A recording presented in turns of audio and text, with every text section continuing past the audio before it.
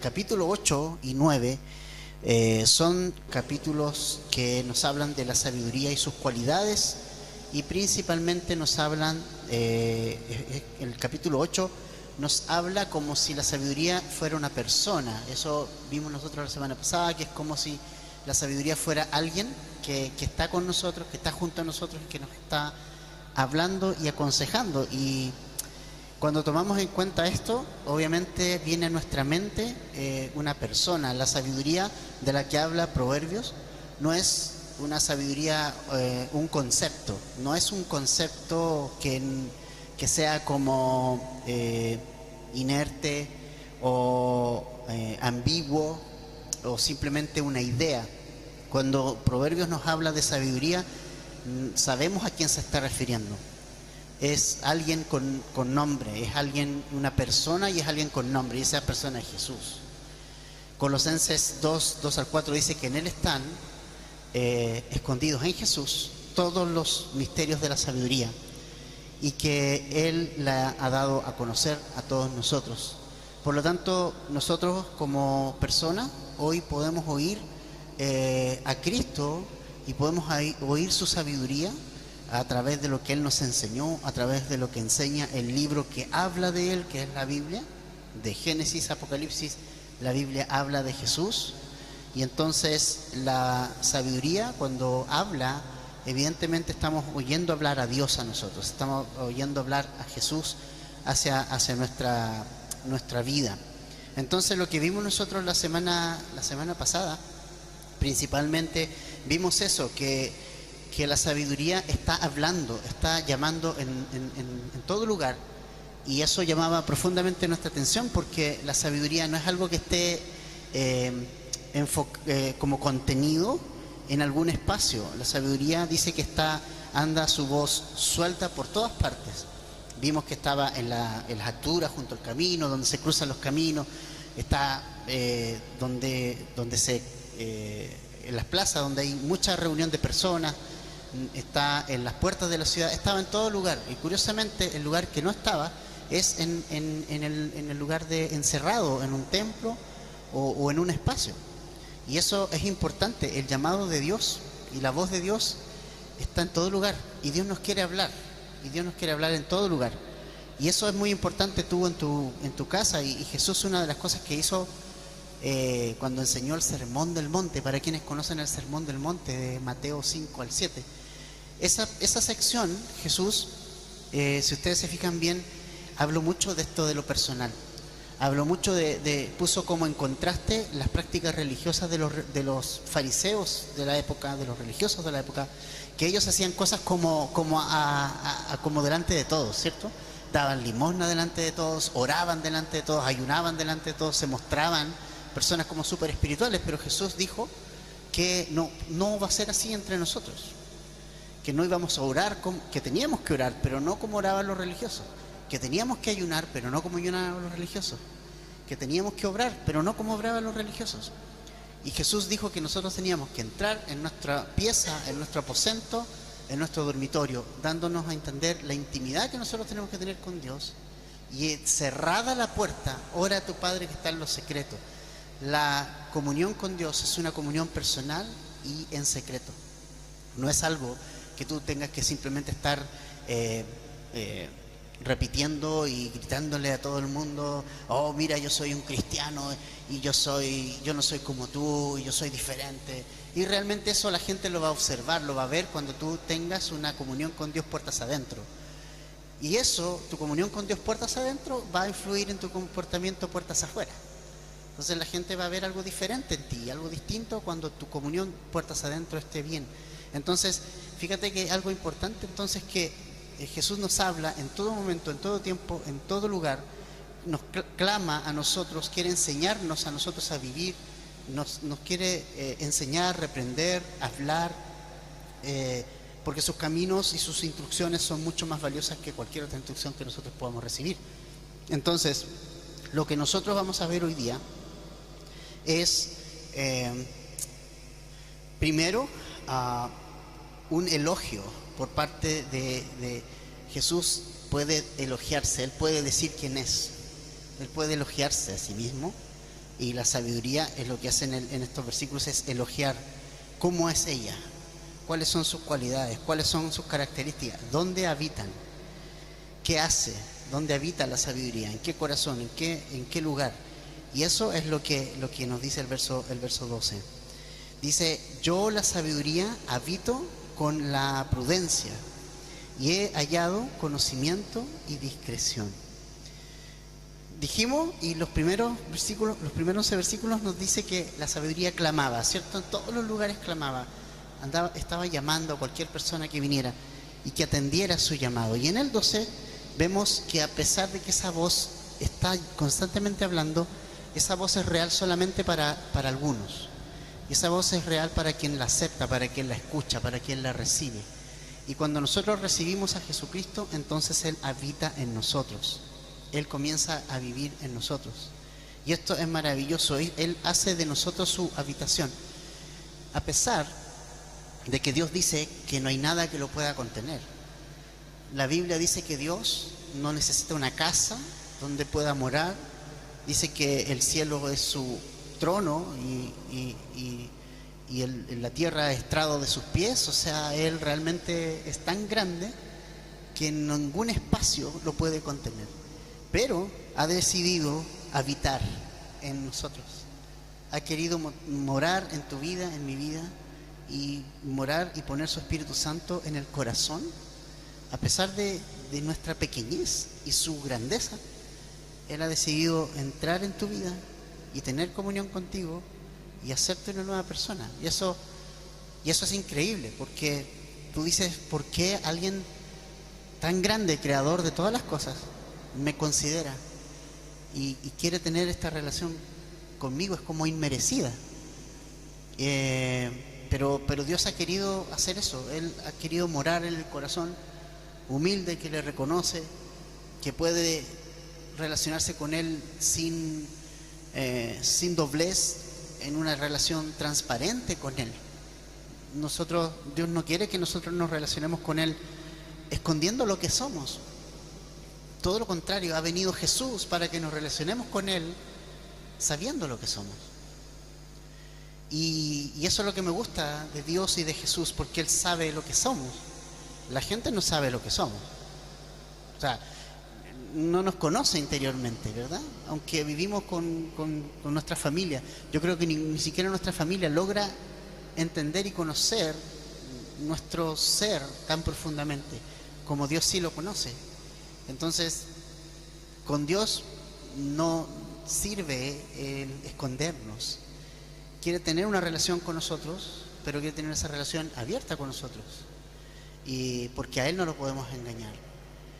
Podemos tener una relación engañosa con cualquier persona en el mundo. Podemos engañarla, tratar de comportarnos en cierta medida acorde al lugar, o qué sé yo. Los psicólogos dicen que hay un yo ideal y un yo real. No sé si lo han escuchado. Lo llaman el yo ideal, es el que uno trata de proyectar a los demás, ¿cierto? Tratarse de que los demás te vean regulado, de alguna manera te acomodas a los espacios sociales y todo ese tipo de cosas. Pero también dice que hay un yo real, que es como que es aquel que soy realmente y que no muestro delante de los espacios sociales, ¿verdad? El yo real. Y Jesús conoce mi yo real. Él lo conoce. Y lo genial de todo esto es que Él lo conoce y Él me ama a pesar de que me conoce. Y Él me quiere hablar a pesar de cómo soy. Y Él habita y quiere habitar en mí sabiendo lo que soy y conociendo mi yo real, porque Él me formó, me creó, sabe lo que pienso, lo que siento, sabe cuando no digo nada pero lo pienso, cuando no actúo de cierta forma pero lo pienso.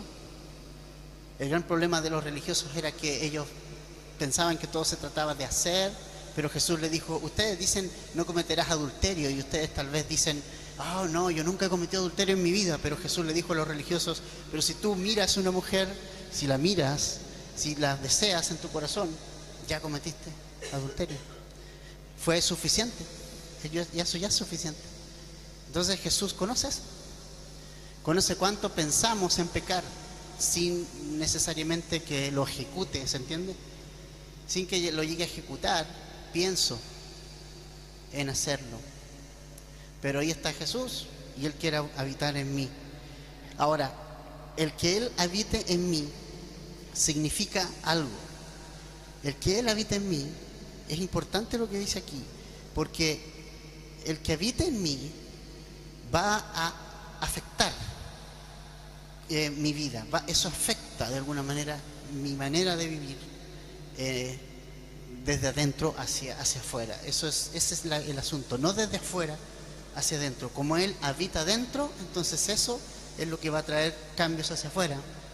Entonces mira que cuál es la primera cualidad de cuando sabemos que la sabiduría habita en nosotros o Jesús está en nosotros. La primera cualidad es la prudencia. Y esto es importante porque hay un montón de cosas que uno puede pensar. Bueno, hay un montón de características que pueden mostrarnos que alguien es sabio, pero como la más básica es prudencia. Y prudencia en el idioma original significan dos cosas. Es autocontrol, es lo primero. Es decir, la primera evidencia de que Dios habita en mi vida es que yo no me voy a descontrolar, sino que Dios me va a controlar. Yo no pierdo el control, Dios me controla. Y es la primera evidencia de que la sabiduría o Jesucristo habita en mí. Es decir, ya no controlo yo mi vida. No pierdo el control, porque cuando yo lo tengo, lo pierdo rápidamente, pero ahora Jesús controla mi vida. Él es el control, Él es el volante, Él es el que toma el volante, yo soy el copiloto. Dios es el piloto. No como las calcomanías, estos adhesivos que están en las micros, ¿cierto? Dios es mi copiloto. Yo digo, esa es una imagen muy latina, ¿verdad? O sea, yo me echo a Dios al bolsillo, yo hago lo que quiero, pero a Dios lo tengo de copiloto nomás. No, yo hago lo que quiero, yo manejo.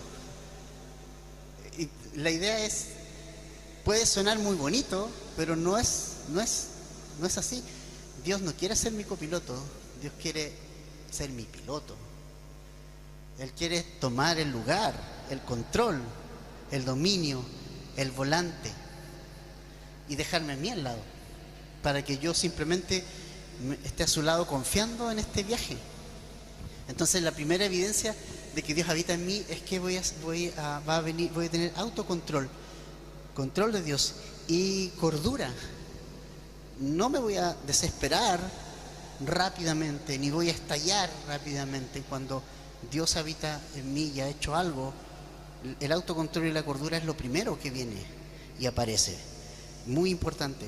Lo segundo que nos dice es que, hay conocimiento y hay discreción. Discreción es esta cosa de mantenerse constantemente como en atención. Discreción es estar listo y atento a lo que está ocurriendo o a lo que podría llegar a ocurrir en mi vida. Estar como centinela, ahí como atento a la tentación, a lo que el enemigo quiere, de repente quiere voltearnos, y eso es estar a discreción, estar listo, atento. También cuando la sabiduría habita en nosotros, evidentemente nos mantiene en alerta siempre, velando siempre por lo que puede llegar a venir en nuestra vida.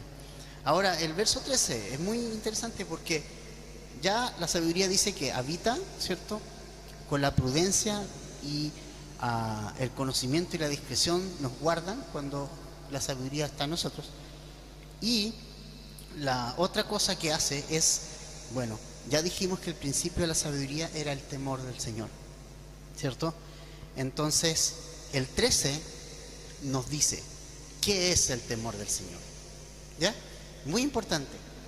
Yo sé que muchos han escuchado hablar del término temor de Dios, ¿cierto? Y normalmente no sabemos mucho qué significa, porque temor para nosotros es como miedo, lo interpretamos a veces como miedo, pero Dios no quiere que le tengamos miedo. El temor de Dios es una cosa diferente. Temor de Dios está relacionado con reverencia. Esa es la palabra que se ocupa para temor de Dios. El sinónimo es reverencia. ¿Y reverencia qué significa? Significa darle a Dios el lugar prominente que tiene. Darle a Dios el lugar prominente que tiene. Darle a Dios el lugar que Él tiene, ¿no? Que es el sentarse en el trono de mi corazón. Darle el trono de mi corazón. Darle el control de mi vida. Eso es temor de Dios. Temor de Dios no es arrancarse de Dios por miedo. Un temor de Dios mal entendido es cuando... ¿Se acuerdan ustedes de la parábola de los talentos?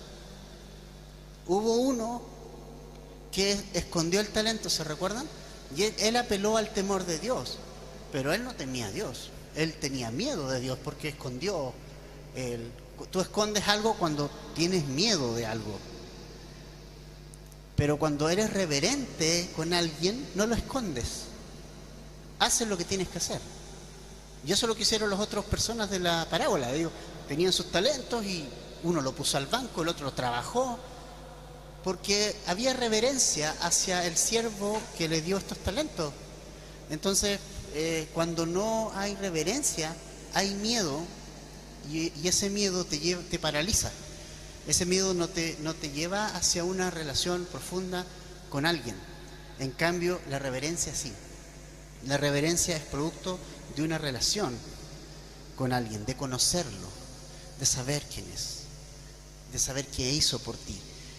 Viene como resultado de la reverencia.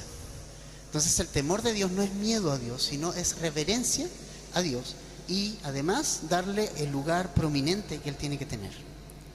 El lugar más importante en nuestra vida. ¿Y cuáles entonces las cualidades del temor del Señor? ¿Cómo sé que tememos a Dios? Bueno, vamos a ver lo que dice el resto del verso 13. El temor del Señor es, aquí está, 2 puntos: aborrecer el mal, el orgullo, la arrogancia, el mal camino y la boca perversa. ¿Ok? O sea, fíjate que el temer a Dios nos hace aborrecer lo que Dios aborrece. Eso es muy importante. Nos hace aborrecer lo que Dios también aborrece. ¿Y qué es lo que vemos nosotros? Lo primero que vemos ahí es que Dios aborrece el mal. Y eso es importante. Es el mal como Dios lo ve. La persona que teme a Dios va a ver el mal como Dios lo ve. Y la persona que teme a Dios va a ver lo que Dios dice. Esto es malo. La persona que teme a Dios lo va a ver como malo también. Va a estar en acuerdo con Dios. Va a aborrecer lo que Dios aborrece. Y lo que Dios ama, lo va a amar. Eso es muy importante. Más allá de cualquier cosa que uno pueda decir, finalmente eso es lo que me va a permitir saber si el temor de Dios realmente está presente en mi vida, si esa reverencia está en mi vida. Es cuando realmente aborrezco lo que Dios aborrece. Y ya hemos dicho también que Dios aborrece cosas porque Él es santo en primer lugar, y además aborrece aquellas cosas que han hecho daño a su creación. Y por ejemplo, en el caso nuestro, Dios aborrece el pecado porque el pecado nos hace daño. Dios aborrece el pecado porque nos separa de Dios. Dios aborrece el pecado porque hace una división entre nosotros, nos quita la comunión, ¿verdad? Cuando pecamos nosotros, no digo que todos pecamos, todos los días pecamos, pero cuando lo hacemos conscientemente, duele, ¿verdad? Ahora duele porque estamos en una relación con Dios diferente, distinta. Y esa cosa duele cuando uno peca con Dios, duele más que antes. Que uno no sabía nada, pero ahora como tiene el Espíritu Santo, duele porque sabe que uno sabe que se rompe algo, se rompe la comunión con Dios. Y es lo que le pasó a David cuando pecó. Dice la Biblia que David fue un hombre conforme a su corazón. Siempre me llama la atención la descripción de David que hace la Biblia, porque Dios describe a David como un hombre conforme al corazón de Dios. Imagínate tener, tú dices, un hombre, David, tiene un corazón conforme al corazón de Dios. O sea, piensa en la profundidad de eso. Es como, ¿cómo es eso? ¿Cómo es que David tuvo un corazón conforme al de Dios? Y cuando tú ves la historia de David, ves que en realidad él falló y falló feo. Todos conocemos la historia de David. O sea, su adulterio, su forma de tratar de zafarse de la responsabilidad de un embarazo de la mujer con la cual adulteró, cómo él intentó tapar todo. Y entonces tú dices, y aún así la Biblia lo describe un hombre conforme al corazón de Dios. Es como que te deja así como, ¿por qué? ¿Cuál es la diferencia de su corazón con otro corazón? ¿Cuál es el tema entonces? Y la respuesta es nada más que David era un hombre que disfrutaba a Dios. Era un hombre que disfrutaba a Dios. Era un hombre que disfrutaba su relación con Dios, su comunión con Dios. Realmente la disfrutaba. Era un hombre que amaba al Señor. Y creo que la mayoría de las personas que tú ves en el Antiguo Testamento, hay alguna cualidad similar. Por ejemplo, Enoc caminó con Dios. De lado a su lado caminó. Es como tenía comunión, compañerismo. Abraham llamaba a Dios su amigo. Moisés, para Moisés Dios era todo. Esos son hombres que saben quién es Dios y que saben su propia realidad también. Entonces David, cuando pecó, obviamente su vida se cortó. Él lo que más extrañó del tiempo en que estuvo en pecado sin confesarlo fue que su relación con Dios se cortó. Más allá de lo que significó el adulterio, la fornicación, o el adulterio y el asesinato, todo lo que hizo, cortó su relación con Dios. Y eso lo tuvo mal. Y cuando le vinieron a contar la historia, el profeta, y David es confrontado por la palabra de Dios, su reacción hacia la palabra de Dios fue inmediata. Y él fue pecado, ¿no? Y él confesó su pecado y le dolió. Estuvo enfermo, sufrió, se deprimió todo ese tiempo, y hasta que el Señor lo levantó y él dijo: en pecado fui concebido. Mi madre me concibió en pecado. Lávame, límpiame con hisopo, lávame, límpiame más y más de mi maldad, límpiame, límpiame, límpiame, límpiame. Eso es lo que decía su oración. Y porque sentía sucio, y él fue a Dios para que lo limpiara. Y eso es un hombre conforme al corazón de Dios. Aborrece el mal, aborrece el pecado, pero lo aborrece en sí mismo. Esto es muy importante. Le damos mucho énfasis a aborrecer el pecado de otro. ¿Sabe quién hace eso? La religión. La religión te lleva a ver los pecados del otro, te lleva a compararte con otro, te lleva a decir, te lleva al orgullo y decir: yo soy mejor, me comporto mejor que este otro cristiano. Mira, yo soy más santo que este otro cristiano, mira dónde anda. El compadre, mira, lo vi fumando, lo vi haciendo esto, yo soy mejor. La religión es así. te hace aborrecer el pecado de otro, pero una relación con Cristo te hace aborrecer tus propios pecados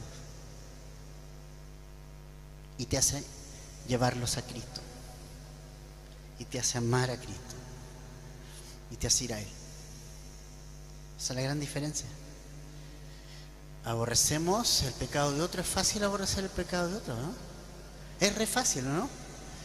Cuando Jesús estaba con la mujer adúltera, era fácil tomar una piedra y tomarla y apedrearla. Era la parte fácil. Era la parte fácil. Era fácil apedrear a una mujer en adulterio, literalmente. Tomar una piedra y empezar a apedrear. Era una tarea bastante sencilla, bastante fácil. Ahora Jesús no dijo que no la apedrearan, sino que dijo, bueno, apedréela, pero examínense primero. Examina tu vida, examina tu corazón, examínense. Y si después de ese examen ustedes ven que no tienen pecado, entonces los autoriza a arrojar la piedra. Eso dijo Jesús, parafraseando. No dijo que no la tiraran, dijo láncenla. Los desafió. Pero el que esté libre de pecado lo puede hacer. Ahora, curiosamente, el único que estaba libre de pecado no lo hizo. El único que estaba libre de pecado en ese grupo era Jesús, el Hijo de Dios. Y Él lo podía hacer. Toda la autoridad del mundo para tomar la piedra y apedrear a esa mujer.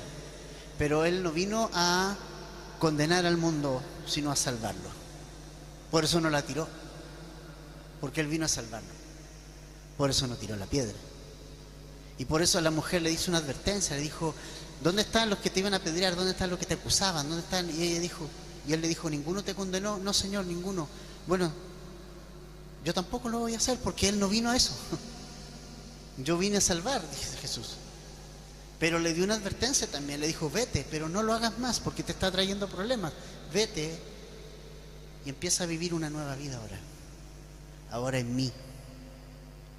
¿Te fijas? Entonces es fácil aborrecer el mal en otro. Es fácil, oh, mira a este hombre, mira a esta mujer, mira la sociedad cómo está, y ya todos sabemos cómo está. Pero mi relación con Dios me hace aborrecer mis propios pecados, me hace verlos, me hace examinar y me hace decir cada día, Señor, perdóname por lo que soy, y me lleva a Jesús, me lleva hacia Él. Eso es lo que hace la sabiduría en mí. Eso es lo que hace la sabiduría en ti. La sabiduría cuando mora en ti, la sabiduría de Dios cuando está en mí, no me hace ver los pecados del otro, me hace ver los míos y me hace llevarlos a Jesús y me hace descansar en su perdón. Así que el temor de Dios parte por aborrecer lo que Él aborrece, pero aborrecerlo en mí, no en los demás, más que los demás, ¿entiendes? Antes que los demás. Y Jesús lo dijo de la siguiente manera: saca la viga que está en tu ojo y luego entonces estás apto para sacar la viga del que está al lado. Es una cosa lógica, es decir, Jesús repite esto mismo. Le dice, mira tu pecado, trátalo. Trata tu pecado. Le dice, trátalo conmigo. Entonces cuando ya lo trates, bueno, ahí tienes la autoridad para tratarlo con otro. Pero trátalo contigo. Eso es. Jesús no enseñó a no decir nada, pero sí enseñó a verlo en nosotros y a tratarlo en nosotros, para luego tratarlo en la congregación, con mi familia en la fe, con los hermanos, e ir y ayudar a que esa viga también pueda salir del ojo de otro hermano, pero primero tengo que tratar la mía. Siempre el enfoque es primero yo. Entonces, aborrecemos el mal, pero lo aborrecemos en nosotros. ¿Lo aborrecemos en nosotros? ¿Aborrezco lo que hago mal? Aborrezco el pecado que aparece en mí, y eso es. Pablo lo aborrecía. Pablo en Romanos 7 él decía, hago el mal que no quiero hacer. ¿Se acuerdan? Romanos 7. O sea, yo no quiero pecar, no quiero hacer el mal, pero mi carne me lleva, y es como una lucha, y Pablo así como describiendo casi angustiosamente su pelea con la carne, ¿verdad? en ese capítulo. Si pueden lo leen, Romanos 7, en la casa. Él decía, mi espíritu quiere lo bueno, mi espíritu quiere orar, quiere ir a la palabra, quiere congregarse, pero mi carne se rebela, mi carne no quiere que lo haga. Y él, cuando ya estaba en el máximo de su desesperación, ¿quién me librará de este cuerpo de muerte?, decía el apóstol Pablo. Porque uno piensa, estos hombres de la Biblia eran santos, uno piensa que eran personas, wow, tremendamente santas, y él decía, ¿quién me librará de mi cuerpo de muerte? O sea, Pablo decía, hago lo que yo no quiero hacer. ¿Les pasa eso, no? Que uno quiere hacer algo y no lo puede hacer. Hago lo que no quiero, eso hago. Pero el apóstol Pablo termina diciendo en ese capítulo, pero gracias a Dios por Jesús. Él dice así, gracias a Dios por Jesús, por lo que Él hizo, por su sacrificio, por haberme lavado, por su poder, por su limpieza. Gracias a Dios por Él. Entonces, aborrezco el mal, pero lo aborrezco en mí antes que en otros. Y lo segundo que caracteriza a una persona que teme a Dios es odia el orgullo. Odia el orgullo, odia la soberbia, odia la arrogancia. No soporta la arrogancia en sí mismo, nuevamente. Estamos todo esto hablando hacia nosotros mismos. Y esto es muy importante. Yo sé que las personas que están en discipulado, una de las cosas que siempre pasa, es natural en nosotros los seres humanos. Cuando empezamos los discipulados, y yo di el primer discipulado, las primeras sesiones, ustedes saben que hay que elegir un libro de la Biblia, ¿cierto? Y leer todos los días una sección y anotar lo que Dios me habló, el versículo más importante, qué traigo de ahí, qué Dios me habló realmente. Y una de las cosas que siempre pasaba, normalmente, y también a los estudios bíblicos del mismo discipulado, que uno tendía a predicar. Uno decía, sí, mira, yo leí esto y nosotros tenemos que, y entonces decía, no, nosotros tenemos que, yo tengo que. ¿Te das cuenta? Tiene la tendencia uno a predicar a otros. Entonces uno lo que tiene que hacer es decir, esto es para mí. Y en la iglesia es fácil eso, no, si este sermón lo hubiera escuchado tal persona, y es como que es innato, ¿verdad? No, esto es para tal persona, porque esta persona sí tiene un problema. Yo no tengo problema aquí. Y cuando empiezas a hilar más fino y empezás a pensar y te empiezas a mirar adentro y decías, a lo mejor es para mí. Y así somos. Tenemos la tendencia desde siempre, porque ¿qué dijo Adán? Que cuando Dios le dijo, oye, ¿qué onda? ¿Por qué comiste el fruto que yo no te mandé a ti comer? No, pero es que la mujer que me diste por compañera me dio y a la mujer, ¿y tú qué onda? No, es que la serpiente me engañó. Normalmente nos excusamos y normalmente todo lo hacemos pensando en los demás. Y así no funciona. Funciona cuando pensamos en nosotros. Entonces aborrecemos el mal y aborrecemos nuestro orgullo y nuestra arrogancia. Estamos conscientes que tenemos problemas con esto, ¿sí? O sea, el orgullo y la arrogancia es algo que siempre está ahí, latente. La persona que dice que yo ya no tengo problemas con orgullo, dijo un hermano, es como, siempre hay que mantenerlo a raya. Es algo que siempre va a aparecer.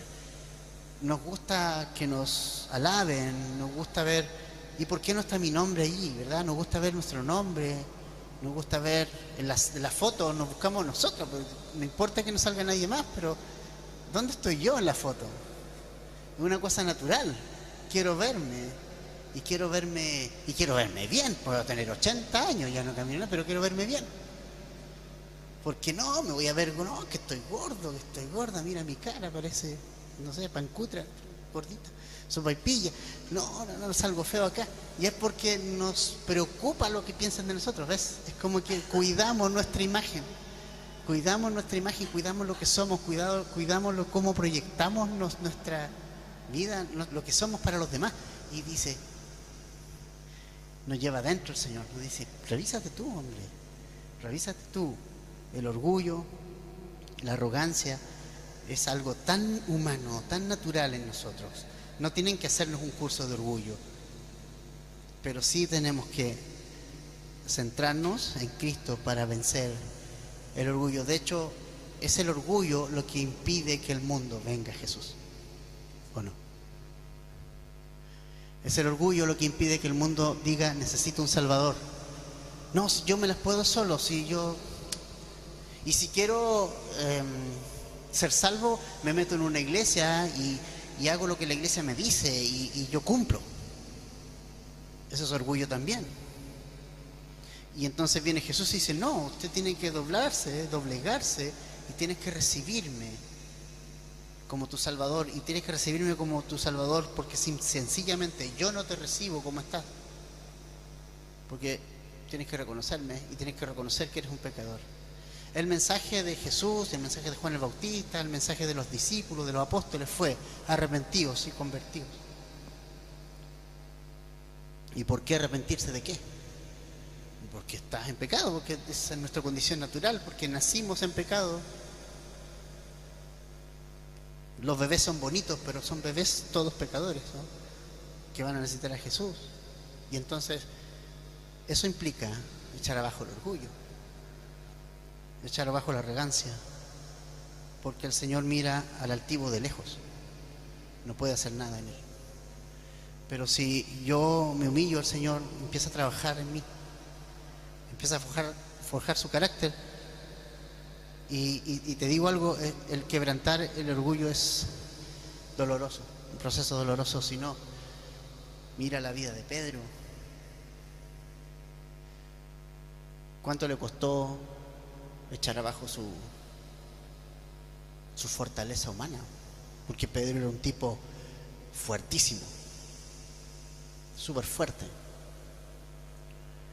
Estuvo dispuesto a agarrar a espadazos a la gente que vino a detener a Jesús, y lo vamos a ver cuando entremos al Evangelio de Juan. Pero cuando fueron a detener a Jesús, Pedro agarró la espada y quiso matar a toda la tropa que traía enfrente, con todo lo que eso significaba. Pedro tenía valentía, tenía determinación. Por eso Pedro le dijo a Jesús, yo te voy a seguir hasta lo último. Pero eso tenía un límite. Estaba en el patio y solamente una persona le dijo, tú estabas con Jesús. Fue suficiente para desarmar toda su falsa fortaleza. Esa sola frase, dicha por una persona, le echó abajo toda la estantería, y su ego y su orgullo y su fortaleza personal se fue. Y dijo, no lo conozco. Y luego una segunda persona le dijo, tú estabas con ellos, tú estabas con Jesús, tú estabas con él, hablas como uno de ellos. No, no, no, no, no, no, no. Y la tercera vez no solo dijo no, sino que dice que maldijo el nombre de Jesús. Dijo, yo a este no lo conozco.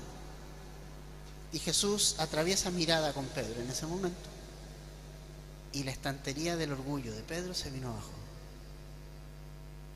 con lágrimas, con llanto. Y Pedro aprendió así que Dios odia el orgullo, y que Dios odia la arrogancia, y que quebranta eso para que Él trabaje en nosotros. Dios no puede trabajar si tú no lo ves, no echas abajo tu fortaleza. Tú no tienes que mostrarte fuerte con Dios. El débil fuerte es, puede decir el débil fuerte soy. ¿Por qué? Porque Dios es fuerte. El débil dirá, fuerte soy. ¿Por qué? Porque es débil. Porque reconoce que es débil. Pero cuando soy fuerte, Dios no puede obrar. Pablo mismo decía, me gozo en mis debilidades. Y tú puedes pensar, ¿qué debilidad tenía Pablo antes de conocer a Jesús? Ninguna. Era un gallo súper capo, impecable. O sea, si había alguien que no le faltaba nada, era Pablo. Nada. Era la crème de la crème de Israel, porque era parte de una tribu de Israel, su sangre corría, sangre judía por las venas, había sido instruido en la ley, era el mejor alumno del mejor profesor de la ley que pudo haber tenido alguien en la vida. Él fue el mejor alumno, lo superó. Tenía la ley aquí, no aquí, pero aquí. Sabía todo, celoso, parte del Sanedrín. O sea, era un gallo espectacular. ¿Y qué tuvo que hacer Dios para quebrantarlo? Botarlo al piso y dejarlo ciego. Y tuvo que ser llevado de la mano a Damasco. Imagínate lo que significa para una persona que ha dependido toda su vida de él mismo, que alguien te lleve de la mano para entrar en una ciudad porque quedó ciego. Es la forma en que Dios trabaja con nosotros, familia. Dios tiene que echarte abajo la estantería. Dios tiene que echarte abajo la estantería, porque tu estantería no le sirve. Él quiere hacer una estantería nueva. Y para hacer una estantería nueva tiene que echar abajo lo viejo en nosotros. Y ese proceso es doloroso, pero tiene un final genial. Cuando tú construyes una casa es un proceso largo, es doloroso, no sabes cuánto tiempo demora la construcción, es costoso, pero cuando tú ves la obra terminada y metes tus muebles y te metes tú dentro de la casa aunque no haya ni un mueble, tú dices, estoy bien aquí, estoy protegido. Y Dios hace eso. Dios me echa abajo y Él quiere empezar a decirnos qué es lo que necesita de nosotros. Entonces, aborrezco el mal en mí, aborrezco el orgullo en mí, la arrogancia en mí. Aborrece lo que Dios aborrece. Y eso me permite escuchar a Dios. Y lo que dice el 14, mira, mío es el consejo y la prudencia. Yo soy la inteligencia, el poder es mío. Por mí reinan los reyes y los gobernantes decretan justicia. Por mí gobiernan los príncipes y los nobles. Todos los que juzgan con justicia. ¿Te das cuenta? Por mí, por mí, por mí. Dice, eso dice Dios. No es por ti, dice. Tú no eres sabio. Me dice, ustedes no son sabios. Yo sí, entonces por mí es que haces lo que haces. Por mí es que tú tienes una nueva vida. Por mí es que tú deseas cosas distintas. Porque yo hice algo. No es por ti, es por mí. La prudencia que tú tienes, la inteligencia que podamos tener en el Señor, el poder que podamos tener en el Señor, la justicia que podamos entender, proviene de Dios, no de nosotros. Proviene solamente y únicamente de Él. Sin Jesús no habría nada de esto. Sin Jesús necesitamos a Jesús. Salomón pidió sabiduría a Dios. Él reconoció que era difícil gobernar y que necesitaba la sabiduría de Dios. Y cuando Dios le dijo, pídeme lo que quieras, él pidió sabiduría porque sabía que era un pueblo difícil, era un pueblo duro, porque hasta cierto punto también sabía que él también lo era, y él necesitaba sabiduría para él. Y el Señor se la dio. Entonces, por Él somos lo que somos. ¿Qué más? Mira lo que dice el 17, me gusta mucho. Amo a los que me aman y a los que me buscan con diligencia me hallarán. Esto me encanta.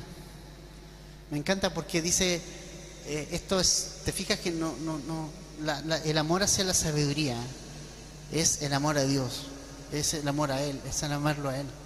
Y cuando yo veo el amor de Dios, dice Juan, que yo también lo vengo a amar. Que nosotros amamos a Dios porque Él nos amó a nosotros primero, es así. Yo no amo a Dios para que Dios me ame más. Dios me amó y luego yo lo amo. Es una respuesta. Entonces lo que dice aquí es que Él ama a los que lo aman. Dios nos ama a nosotros y a los que le buscan, porque el que busca halla, el que llama se le abrirá. Porque así de simple. Hay gente que si nosotros buscamos al Señor, el Señor va a abrirse a nosotros. En Hechos 10 había un hombre llamado Cornelio que no era ni judío ni nada, era un hombre romano. Y él buscaba a Dios a su manera. A su manera. Estaba mal. Pero ¿sabes qué marca la diferencia? Cuando tú lo buscas en honestidad, en sinceridad. Y este hombre lo buscaba sinceramente. Estaba equivocado. Pero cuando alguien lo busca sinceramente, Dios se encarga de sacarlo del error para que crea la verdad. Y eso hizo Dios con Cornelio. ¿Y a quién le envió? A Pedro. Y preparó a Pedro, y preparó el corazón de Pedro para predicarle a este hombre. Porque él, no, a pesar de que iba al templo, era piadoso y hacía limosna y era muy piadoso, no creía en Jesús. Y ese era un problema. Porque podía buscar a Dios, pero estaba súper equivocado en sus creencias. Pero cuando fue Pedro y le predica el Evangelio, el Espíritu Santo dice que descendió sobre cada uno de ellos ahí. Es decir, ahí no hubo nadie hizo un llamado. Pedro no hizo un llamado. El Espíritu Santo convirtió a Cornelio de una y lo llenó. Porque no necesitas levantar la mano ni pasar adelante, sino que necesitas doblegarte del corazón. Y eso fue lo que hizo Cornelio, lo creyó. Si creyeres en tu corazón, entonces Dios actúa. Hay gente que levanta la mano, pero no tiene ninguna convicción en el corazón de que Dios es real y que Él ha pagado por el precio por sus pecados. Pero Cornelio no levantó la mano, no hizo nada, pero Dios supo su corazón, anhelaba la salvación y vino el Espíritu y ¡pum!, le dio una nueva vida. Y eso fue lo que pasó con él. Un hombre que buscaba al Señor, una persona que busca al Señor con honestidad, con sinceridad, aunque equivocadamente, Dios se va a encargar de enrilarlo para que crea la verdad. Porque Dios ve el corazón. Dios ve ese deseo, ese anhelo por conocerlo y responde a ese anhelo. Por eso es que el que busca halla. El que busca de corazón va a encontrar en Jesús la respuesta. Ahora, ¿cuál es el fruto que nos da esta relación y con esta sabiduría, ¿no?, con Jesús? Dice terminando del 19 al 21, mi fruto es mejor que el oro puro, y mi ganancia es mejor que la plata escogida. Yo ando por el camino de la justicia, por en medio de las sendas del derecho, para otorgar heredad a los que me aman, y así llenan sus tesoros. Bueno, entonces, finalmente, la sabiduría, cuando habita en nuestro corazón, cuando Jesús habita en nuestro corazón, obviamente, no solamente nos va a hacer aborrecer lo que Dios aborrece. Eso es una parte. La segunda parte es que esa relación va a dar fruto. Va a traer fruto. Es decir, van a aparecer cosas en mi vida que fueron forjadas por Jesús y no por nosotros y no por mí. Eso es muy importante. Es muy importante. Normalmente nosotros queremos poner las cosas en orden inverso. Normalmente los hombres, los seres humanos, con Dios a veces ponemos la carreta como delante de los caballos. O sea, decimos, no, mira, yo voy a dejar de hacer esto y entonces después voy a seguir a Dios. Primero tengo que dejar de fumar, primero tengo que dejar de tomar, primero tengo que dejar de carretear. Yo después ahí, porque yo soy sincero. Entonces tengo que dejar esas cosas y yo tengo que buscar, después voy a buscar a Dios porque yo soy sincero. Y realmente nunca vas a poder dejar esas cosas ni vencer esas cosas porque estás poniendo la carreta adelante y los bueyes atrás. Tú tienes que ir a Jesús con esos pecados. Y Él los va a tratar y Él va a hacer que la carreta se tire. Porque tú no puedes dar fruto, lo único que fruto que vamos a dar sin Jesús es un fruto de la carne nada más. O sea, puras cosas malas. Es lo único que vamos a dar. No vamos a dar fruto bueno. No vamos a dar buen fruto. Pero cuando nos apegamos a Jesús, cuando digo, ya sabes qué, claro que soy carretero, claro que soy esto, pero yo quiero ir a Jesús. Yo quiero que Él me cambie, yo voy a ir, yo creo en ti. Y tú pagaste el precio y yo quiero creer en ti. Y cuando yo le entregué mi vida a Jesús fue así. O sea, yo me acuerdo, como uno escuchó algunas veces por ahí, que había que hacer una oración, que había que hacer la oración del pecador. Cada uno tiene su propio testimonio. Pero yo dije, bueno, ¿qué pierdo con decirla? Y yo dije, bueno, Señor, o Padre, no sé cómo dije, ya ni me acuerdo cómo dije, pero dije, perdona mis pecados, te recibo en mi corazón, porque lo había escuchado por ahí. Y me quedé dormido. Pero al otro día había una sensación diferente. Y como que desperté y era una sensación distinta. Y era como algo había pasado. Yo no sabía explicarlo, pero algo había pasado.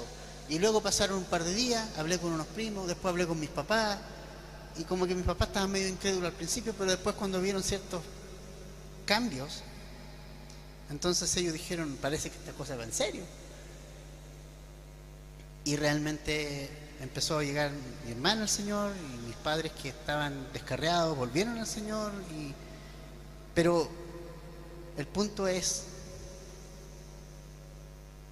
yo no fui a Jesús, yo no podía dejar mis cosas para ir a Jesús. No tenía el poder para dejar esas cosas. ¿Te fijas? Tú no tienes el poder para dejar tu vida pecaminosa. Y es por eso que necesitas a Jesús. Tú tienes que ir a Jesús y depositar en Él tus pecados. Y tu falta de amor y de perdón y todos tus traumas pasados y todo lo que traemos nosotros desde pequeños, que pueden ser cosas muy, muy fuertes. Pero tienes que llevarlas a Jesús y Jesús las va a tomar, Él. Y entonces va a poner su espíritu en ti. ¿Y qué va a pasar? Que tú eres una viña pequeñita. No me acuerdo cómo se llama la planta, pero tú la pones y Él está sembrada en la tierrita ahí. Y empieza la relación con Dios. Y entonces esa relación se riega, se alimenta, orando, leyendo la Escritura, congregándonos como nosotros lo hacemos, y empieza a crecer, y empieza a crecer. No da fruto al tiro, pero sí va a dar. No quisiera, a lo mejor quiero la velocidad del rayo para dar fruto.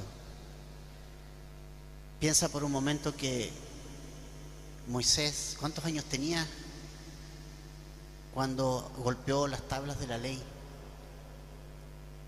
O golpeó con la vara la roca. Y dijo, oíd ahora rebeldes. ¡Ah! Y había pasado años. Y no dio fruto ahí. ¿Te fijas? El fruto tarda, pero llega. En algún momento. Nosotros necesitamos permanecer nada más en el Señor. Si Dios mora en nosotros, el fruto va a llegar. El fruto va a llegar. Y no podemos hacer nada. Pues, ¿qué puede hacer la manzana cuando está en el árbol? La manzana no está así, ya vamos, que maduro luego. No voy a esperar al verano para madurar. No, tiene que estar madura. Tiene que seguir su proceso. Lento, pero proceso. Y entonces viene el fruto. Aparece el fruto. Empieza a aparecer. Y el fruto, lo rico del fruto, queridos hermanos, es que el fruto es obra exclusiva del labrador. Es obra exclusiva de Dios, del Espíritu Santo, de Jesucristo, porque la gloria es para Él. Tú puedes hacer muchas cosas y Dios no las considera. A Dios no le sirven nuestros frutos, nuestra obra, no le sirven. No las ve como una cosa que Él diga, oh, mira qué agradable. No la ve como agradable. El fruto que Dios recibe y recoge es el fruto que Él produjo. Ese es el fruto que reconoce. No reconoce otro fruto, sino pregúntale a Abraham con Ismael. ¿Se acuerdan la historia, no? Dios le dijo a Abraham, te voy a dar un hijo, pero no como tú quieres, yo te lo voy a dar en tu tiempo. Sara lo va a tener, pero no. Y si a lo mejor tenemos que apurar la cosa porque está pasando el tiempo y no pasa nada. Tuvo su relación con Agar, viene un hijo y el Señor va y lo mira a ese hijo y dice, ¿qué hijo? ¿Qué hijo? Ese no es hijo. Ese no es hijo. No por lo menos el que yo dije que iba a ser. Así que yo no lo reconozco. No lo reconozco. Y no lo reconoció. Ahora, si hay algo que Dios nunca hace, es hacernos pagar la culpa y la responsabilidad de otros. ¿Y sabe lo que hizo Dios? Y me encanta. Agar fue echada por Sara, ¿no? De su casa. ¿Y sabe lo que fue a hacer el Señor? Lo fue a buscar. Y le dijo, tú no tienes la culpa. Vuelve. Vuelve. Ni tú ni tu hijo tienen la culpa. Es más, tu hijo va a ser también una nación grande. Ahí está. Rodeando a Israel. Millones de millones. Porque no, el Señor no nos hace pagar culpas que no son nuestras. Pero Abraham le dijo, socio, esta no es. No lo reconozco. Y cada vez que Dios habla, Abraham le dice, después vino Isaac. Cuando le pidió a Isaac, ¿se acuerdan? Le dijo, tráeme a tu hijo, tráeme a tu único hijo. No reconoció al otro, porque el otro era obra personal, esfuerzo humano. Y eso pasa. Dios no reconoce el esfuerzo humano. Solo reconoce cuando algo es producto de nuestro apego a Él. Solo eso reconoce. Y eso cuenta. Y ese es un golpe así, pero ¡pum!, en el estómago para nuestra religión. Para nuestros procesos religiosos que los tenemos tan pegados a veces. ¿Sí o no? Somos dados a estructurarnos y a encerrarnos en un proceso religioso y nos cuesta eso. Y Dios dice, no, pues soy yo. Deja que yo haga lo que tengo que hacer. Y ese es el fruto. Y el fruto es maravilloso. Su ganancia es mejor. ¿Y quién disfruta quién disfruta de los frutos? Por ejemplo, una manzana, vuelvo al mismo ejemplo. Una manzana no se come a sí misma, ¿cierto? Una manzana alimenta a alguien. La persona que va, mira la manzana, la toma, la come y dice, oh, qué rica, qué buen árbol. Dame una patillita, quiero tener este manzano en mi casa. Y eso es lo que pasa. Quienes disfrutan del fruto que nosotros damos en Dios es tu familia, tu vecindario, tu trabajo, los que te rodean. Ellos van a verte y van a decir, pero este gallo y esta persona no era así. ¿Qué pasó en él? Dame una probadita. Yo quiero esa patilla de manzana, quiero tener ese mismo fruto. ¿Dónde lo conseguiste? ¿Cómo pudiste dar ese fruto? Y ahí es donde entra todo, ¿no? ¿Quién? Mi Dios.